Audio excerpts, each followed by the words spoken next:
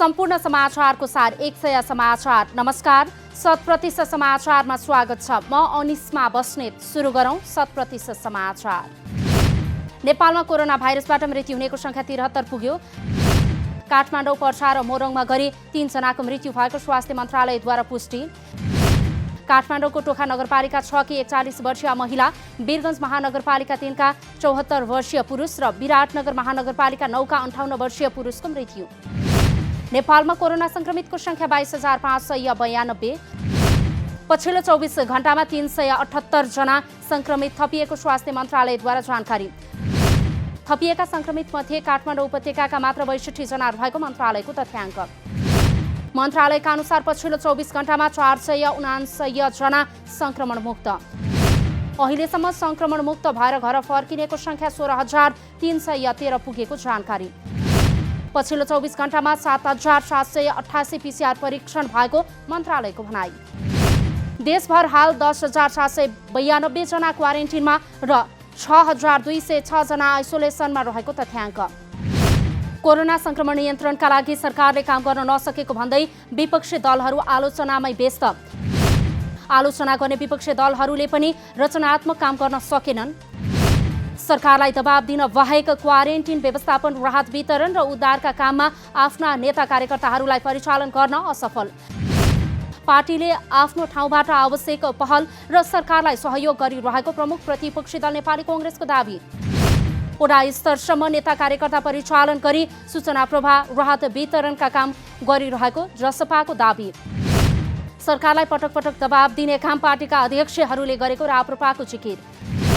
Corona संक्रमणको दर बढ्न थालेपछि जोरबिजोर प्रणाली लागू भएपछि उपत्यकामा सवारीको चाप कम हुँदै जोरबिजोर प्रणालीमा सवारी सञ्चालन, संक्रमणको जोखिम बढ्नु र अत्यावश्यक बाहेकका सेवाहरू बन्द भएका कारण सवारीको चाप कम देखिएको अनुमान। पछिल्लो केही दिन यता उपत्यकामा संक्रमणको दर बढ्न थालेपछि सरकारले सवारी सञ्चालनमा लागू गरेको थियो जोरबिजोर प्रणाली। उपत्यका भित्रका 3वटै जिल्ला प्रशासन कार्यालयहरूले पनि अत्यावश्यक बाहेकका सेवाहरू तत्कालका लागि गरेको छ बन्द। समुदाय स्तरमै कोरोना संक्रमण बढ्दै गएपछि संक्रमितहरूको उपचारको व्यवस्थापन पनि चुनौतीपूर्ण बन्दै। धरान स्थित बीपी कोइराला स्वास्थ्य विज्ञान प्रतिष्ठानमा कोरोना संक्रमित बिरामीहरूको व्यवस्थापनमा कठिनाई। गत बिहीबार धरान 3 का एकै परिवारका 5 जनामा कोरोना संक्रमण पुष्टि हुँदा बेड अभावका कारण संक्रमितहरू घरमै बस्न बाध्य। बढ्दै गएको कोरोना संक्रमणका बिरामीलाई प्रतिष्ठानमा व्यवस्थापन गर्न समस्या हुन थालेको धरान उपमहानगरपालिकाको भनाई। धरानमा प्रदेशका विभिन्न अस्पतालबाट प्रतिष्ठानमा रेफर भएर आउने बिरामीका संख्या बढ्दै गएपछि थप समस्या। नेपाली कांग्रेसका शीर्ष नेताहरूबीच भएको नयाँ क्रियाशील सदस्यता 100% बढाउने सहमतिलाई पार्टीभित्र सकारात्मक रूपमा लिँदै। कांग्रेसको विधान अनुसार क्षेत्रीय प्रतिनिधि र वडा कार्य समितिका लागि एउटा वडामा कम्तीमा 40 देखि 50 जनासम्म क्रियाशील सदस्य हुनुपर्ने छ प्रावधान। सदस्यता लिने र नवीकरण गर्नेको संख्या बढी देखिएपछि यसअघि निर्णय परिमार्जन गरी 100% दिने विषयमा नेताहरूबीच जुटेको हो सहमति। कांग्रेसको विधानमा क्रियाशील सदस्यता जति बेला पनि वितरण गर्न सक्ने रहेको छ व्यवस्था। पार्टीमा महाधिवेशन नजिकिएपछि सदस्यता वितरण र नवीकरण गर्ने अभ्यास भने कायमै छ। निर्वाचनमा पनि सक्रिय हुने गरी सदस्यता दिने विषयले पार्टीमा सकारात्मक प्रभाव पार्ने जिल्ला सभापतिहरूको विश्वास। क्रियाशील सदस्यतामा पनि नेताहरूको स्वार्थ जोडिँदा विवाद समाधान हुन भने गाह्रो हुने विश्लेषकहरूको भनाई। एकै परिवारको 3 जनामा कोरोना भाइरसको संक्रमण देखिएपछि चितवनको नारायणगढ क्षेत्रमा उच्च सतर्कता अपनाइँदै सतर्कताका लागि संक्रमितको घर रहेको पुतली बजार क्षेत्र सिल गरिएको जिल्ला प्रहरी कार्यालय चितवनद्वारा जानकारी। भरतपुर अस्पताल कोभिड-19 परीक्षण प्रयोगशालामा गरिएको परीक्षणका क्रममा उनीहरूमा भएको संक्रमण पुष्टि। संक्रमितको घर वरपरका सर्वसाधारणहरूलाई आवतजावतमा पूर्ण रूपमा रोक लगाइएको प्रहरीको भनाई। एकै घरका 3 जनामा संक्रमण देखिएपछि उनीहरूको प्रत्यक्ष सम्पर्कमा रहेका व्यक्तिको समेत पहिचान गरी नमुना सङ्कलन गरिएको जानकारी। नेपाल नागरिक उड्डयन प्राधिकरणद्वारा चालू आर्थिक वर्षका लागि 41 अर्ब 11 करोड 3 लाख रुपैयाँ बराबरको बजेट विनियोजन। निर्माणाधीन अन्तर्राष्ट्रिय विमानस्थल र गौतम बुद्ध अन्तर्राष्ट्रिय विमानस्थललाई प्राथमिकतामा राखेर बजेट विनियोजन गरिएको प्राधिकरणको भनाई। प्राधिकरणले सार्वजनिक गरेको नीति तथा कार्यक्रम एवं बजेटमा विमानस्थलको विकास र स्तर उन्नति गर्ने कार्यलाई राखेको छ प्राथमिकतामा। चालु आर्थिक वर्षको बजेट गत वर्षको भन्दा 5 अर्ब 85 करोड रुपैयाँले कम रहेको जानकारी। 2076-77 मा प्राधिकरणले 46 अर्ब 96 करोड 50 लाख 79 हजार रुपैयाँ गरेको थियो बजेट विनियोजन। यस वर्ष कोरोनाका कारण विमानस्थलहरू बन्द रहँदा आमदानी घट्ने भएकाले बजेटको आकार कम गरिएको भनाई। 4 महिना यता प्राधिकरणका क्रियाकलाप बन्द भएकाले नीति तथा कार्यक्रममा कुनै नयाँ कार्यक्रम समावेश भएन। त्रिभुवन अन्तर्राष्ट्रिय विमानस्थलको स्तर उन्नति सँगसँगै प्राधिकरणको संस्थागत सुधार, सञ्चार उपकरण, सुरक्षा उपकरण र मौसमी उपकरण जडान गर्ने विषय भने प्राथमिकतामा। गौतम बुद्ध अन्तर्राष्ट्रिय विमानस्थलका लागि अधिग्रहण गरिएको जग्गाको मुआब्जा वितरणका लागि 2 अर्ब 17 करोड रुपैयाँ बजेट विनियोजन। पोखरा क्षेत्रीय अन्तर्राष्ट्रिय विमानस्थलको निर्माण पनि यसै आर्थिक वर्षभित्र सम्पन्न गर्ने प्राधिकरणको लक्ष्य। परासीबाट भैरहवातर्फ जाँदै गरेको कार अनियन्त्रित भई पल्टिँदा 3 जनाको मृत्यु। रूपन्देहीको रोहिणी गाउँपालिका 4 छिपागढ स्थित हुलाकी सडक खण्डमा लु 26 6756 नम्बरको कार भएको दुर्घटना। कार सडकबाट 10 मिटर तल खसेको प्रदेश 5 ट्राफिक प्रहरी कार्यालयद्वारा जानकारी। घाइतेहरूको भीम अस्पताल भैरहवामा उपचारको क्रममा मृत्यु भएको प्रहरीको भनाई। सप्तरीको बोदेवरसाई नगरपालिका 10 अमरैयाका 6 जना दलित युवाहरूमाथि सांघातिक आक्रमण। केही दिन अघि गाली गरेको भन्दै सोही ठाउँका गैर दलित युवाहरूले उनीहरूमाथि गरेका हुन् आक्रमण। आक्रमणबाट घाइते भएका 6 जनाको रूपनी गाउँपालिका स्थित युनिक अस्पतालमा उपचार हुँदै।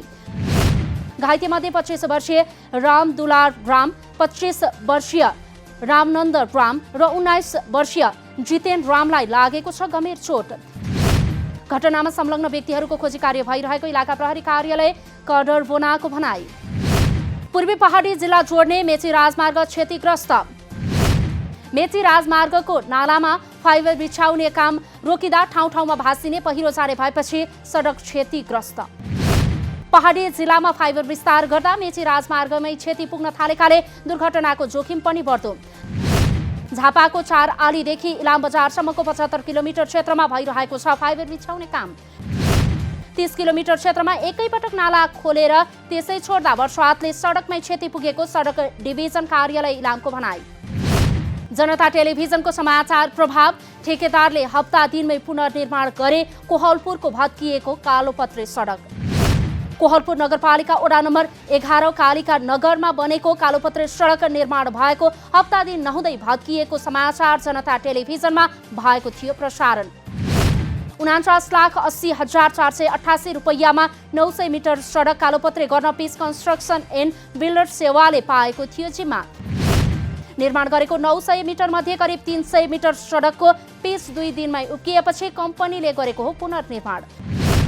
2077 असार 14बाट काम सुरु गरेको निर्माण कम्पनीले करिब 20 दिनमा 900 मिटर सडक गरेको थियो कालोपत्रे। सडकको कालोपत्रे उकिएको समाचार जनता टेलिभिजनमा प्रसारण भएपछि ठेकेदार कम्पनीले अहिले सडक निर्माण गरेको भन्दै स्थानीयद्वारा खुसी व्यक्त। बैतडी जिल्लाको 2 वटा नगरपालिकामा मदिरा सेवन र बिक्री वितरणमा रोक। जिल्लाको पुरचौडी नगरपालिका र डिलासैनी गाउँपालिकाका विभिन्न स्थानमा मदिरा सेवन तथा बिक्री वितरणमा रोक लगाइएको जानकारी। मदिराका कारण समाजमा विभिन्न समस्या सिर्जना भएकाले रोक लगाइएको मदिरा नियन्त्रण समितिको भनाई। अबका दिनमा मदिरा बिक्री गरेको पाइएमा 10,000 जरिवाना गरिने निर्णय भएको मदिरा समितिद्वारा जानकारी। मदिरा सेवन गर्ने र ओसार पसार गर्नेलाई 5,000 रुपैयाँ जरिवाना गरिने पनि समितिको निर्णय। मुद्दालाई अलग व्यवहार गर्ने र फैसला छिटो गर्ने भन्दै चितवन जिल्ला अदालतमा फरक मुद्दा व्यवस्थापन DCM प्रणाली लागू। DCM प्रणाली 3 वटा मार्गमा कार्यान्वयन हुने अदालतद्वारा जानकारी। सरल, सामान्य र विशेष मार्गहरू निर्धारण गरेर मुद्दाहरू हेर्दा मुद्दाको प्रकृति अनुसार फरक व्यवहार गर्न सकिने र छिटो फैसला हुने विश्वास। प्रणालीमा मुद्दाहरूको पेशी र फैसला लगायतका सबै कामहरूको कार्यतालिका सेवाग्राहीहरूलाई दिइने अदालतद्वारा जानकारी। सरस्वती अर्यालद्वारा आफ्नो पहिलो पुस्तक हिमाल हेर्ने पाइलाहरू सार्वजनिक। जागिरे श्रीमानको सङ्गत र देशका विभिन्न ठाउँमा आफूले बिताएका पलहरूलाई पुस्तकमा समेटिएको अर्यालद्वारा जानकारी। कृतिमा तत्कालीन समयको समाजको सबै पाटोहरू पनि समेटिएको भनाई। विद्यालय बन्द रहेको समयमा रूपन्देहीको सैना मैनाका बालबालिका संस्कृत भाषा सिक्दै लामो समय पढाइ नहुँदा अध्ययनमा रुचि नभए पनि अहिले संस्कृत सिक्न थालेपछि विद्यार्थीहरू पनि रमाउँदै संस्कृत सिक्न थालेपछि विद्यार्थीहरूमा पनि सकारात्मक भावनाको विकास हुन थालेको विद्यालयको भनाइ। विद्यार्थीहरूले यति बेला वेद, संस्कृत, रुद्री पूजा, भागवत गीता, चण्डी लगायतका विषय सिक्दै स्थानीय अभिभावक र धाम व्यवस्थापन समितिको पहलमा बालबालिकाहरूलाई संस्कृत पढाउन सुरु गरिएको जानकारी। संस्कृत भाषाको सिकाइले बालबालिकाहरूको स्मरण शक्तिमा वृद्धि, स्पष्ट वाचन र बानी बेहोरामा परिवर्तन आउनुका साथै संस्कारी बन्दै। भारतको केरलामा भएको एयर इन्डियाको हवाई जहाज दुर्घटनामा परि मृत्यु हुनेको संख्या 18 पुग्यो। दुर्घटनामा क्याबिन क्रूका 4 जना सदस्य भने सकुशल। दुबईबाट आएको हवाई जहाज शुक्रबार बेलुका केरलाको कोझिकोड विमानस्थलमा भएको हो दुर्घटना। अवतरणको क्रममा रनवेमा चिप्लिएर विमान 35 फिट टाढा खाल्डोमा खसेको विमानस्थलद्वारा जानकारी। अमेरिकाद्वारा हङकङकी प्रमुख कार्यकारी क्यारी लाम सहित 10 उच्च अधिकारीमाथि प्रतिबन्ध। चीनले हङकङमा नयाँ सुरक्षा कानुन लागू गरेसँगै अमेरिकाले लामसँगै हङकङका प्रहरी तथा राजनीतिक अधिकारीहरूमाथि लगाएको हो प्रतिबन्ध। लाममाथि स्वतन्त्रता र प्रजातान्त्रिक अभ्यास साँगुरो बनाउने चीनको नीति लागू गरेको अमेरिकाको आरोप। प्रतिबन्धको घोषणा गर्दै अमेरिकी राज्य कोष मन्त्री स्टिभन मेनुचनद्वारा अमेरिका अहिले पनि हङकङका नागरिकको स्वतन्त्रताको पक्षमा रहेको जिकिर। राष्ट्रपति डोनाल्ड ट्रम्पले विच्याट र टिकटकलाई अमेरिकामा प्रतिबन्ध लगाउने गरेका थिए निर्णय। सार्वजनिक स्वास्थ्य सुरक्षाको उपाय नै कोरोना संक्रमण कम गर्ने मुख्य हतियार रहेको अमेरिकाका वरिष्ठ कोरोना विशेषज्ञ डाक्टर एन्थोनी फाउचीको भनाइ। कोरोना भ्याक्सिनको प्रयोगले 50 देखि 60% मात्र संक्रमण रोक्न सक्ने फाउचीको प्रतिक्रिया। अमेरिकी राष्ट्रपति डोनाल्ड ट्रम्पले महामारीका कारण उत्पन्न आर्थिक सङ्कटसँग लड्नका लागि तयार पारिएको विशेष राहत प्याकेज सम्बन्धी कार्यकारी आदेशमा हस्ताक्षर गर्दै विश्वकप छनौटको लागि प्रशिक्षणको तयारीमा रहेको राष्ट्रिय फुटबल खेलाडीको कोरोना परीक्षण अर्को हप्ता मात्रै हुने, पीसीआर परीक्षण लगत्तै खेलाडीहरूलाई एन्फा होस्टेल राख्नुपर्ने र होस्टेलको तयारी पूरा नहुँदा परीक्षण ढिला भएको एन्फाद्वारा जानकारी। साधोबाटो स्थित एन्फा होस्टेल लगायत भवनमा सफा गर्ने र सैनिटाइजर छर्किने काम भइरहेको एन्फाको भनाइ। 100% समाचार अहिलेलाई यति नै। जनताद्वारा जनताका लागि प्रसारित जनता टेलिभिजनका कार्यक्रमहरू युट्युब, ट्विटर, फेसबुक र हाम्रो वेबसाइट जनतासमाचार.com मा पनि पढ्न र हेर्न सक्नुहुनेछ।